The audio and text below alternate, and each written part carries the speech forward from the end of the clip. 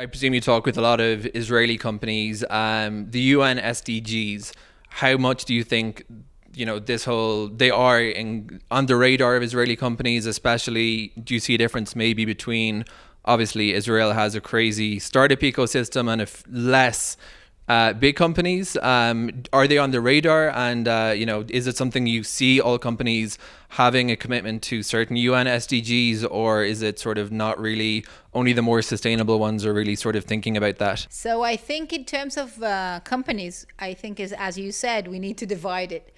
The big companies, some of them are very aware and are starting to build their portfolio, their impact portfolio, their SDGs products and services that they are building and they're structuring.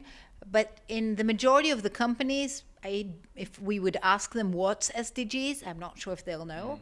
And then we have the small companies that are, some of them are also, by the way, traded, but they started as startups and they became public, and they are more aware, and that's some of them. That's their main flag. So we see them, but then the problem is that some of those companies don't have ESG. So you can see companies that have the idea is brilliant. They are proactive in what they are developing, and they're really helping to bring the SDGs into Israel.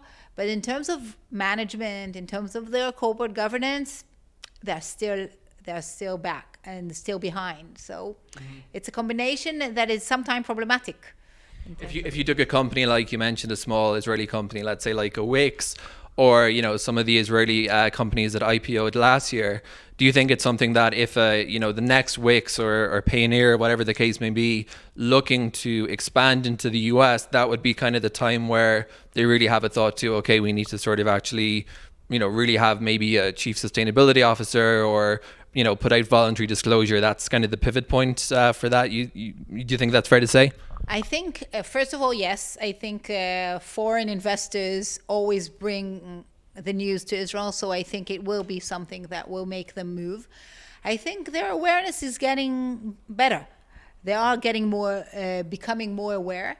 I think till now, some of them thought that even if they went public 2 years ago, they could just ignore that part of development and we'll do it later. And I think once now that the institutional investors are looking at it, they understand that they need to catch up and start moving and start managing it.